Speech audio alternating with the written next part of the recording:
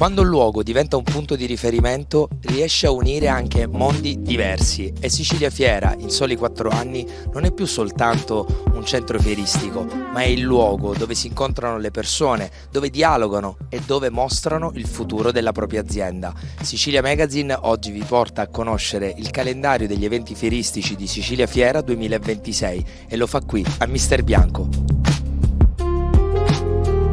Oggi presentiamo quello che è la progettualità che esce fuori per tutto il 2026, eventi e fiere che ci sono all'interno di un polo fieristico ormai diventato punto di riferimento per il Sud Italia e per noi è importante quello e far capire alla gente quello che è il valore oggi di Sicilia Fiera per il territorio, per la destagionalizzazione, per noi è importante perché si parla tanto di turismo destagionalizzato. Sicilia Fiera penso che è non solo il punto di riferimento ma anche il promotore appunto di questo turismo destagionalizzato. Per noi Sicilia Fiera oggi presenta tutto quello che è un progetto, una visione e un obiettivo che si è posto, con una visione veramente importante, con una credibilità oggi importante. Parliamo di internazionale e quando si parla di internazionale per noi diventa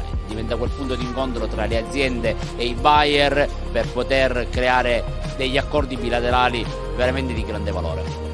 Allora, noi qui, se vi ricordate, qualche anno fa avevamo sul territorio di Mister Bianco un'area che era totalmente abbandonata. Noi insieme alle attività produttive, insieme ad imprenditori, abbiamo rigenerato, abbiamo messo in campo la volontà della rigenerazione industriale attraverso una norma che ci ha consentito di sviluppare un pubblico-privato, una sinergia pubblico-privato che ha rigenerato fortemente un'area che vi ricordate era l'area della Fratelli Costanzo. Questo ha portato certamente un volano di sviluppo importante che ha rigenerato tutto il distretto commerciale. Se voi oggi venite a Mister Bianco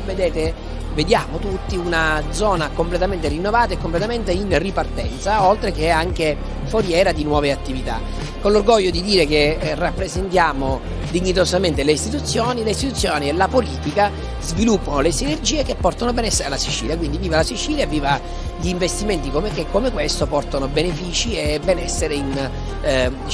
tutta l'area metropolitana.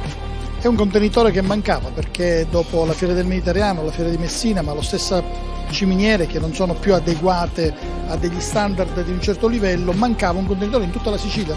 e questa struttura è imponente, quindi è una delle strutture più importanti d'Italia. Adesso il contenitore l'abbiamo, abbiamo anche gli imprenditori che hanno ottimismo e voglia di fare, serve consolidare i contenuti che già ci sono importanti ed è solo l'inizio, credo, dalle ambizioni anche che hanno più volte espresso i proprietari e tutti coloro che stanno animando questa attività fieristica. Quindi i contenuti che devono essere di grandissimo livello, che mettano in mostra e diano opportunità di sviluppo alle attività economiche siciliane, ma non solo, ci vogliono anche eventi di carattere nazionale e internazionale che scelgano come sede non Milano, Roma, Bologna o Rimini, ma scelgono Catania perché ci sono le condizioni per farlo. In questo caso credo che anche la politica debba dare una mano.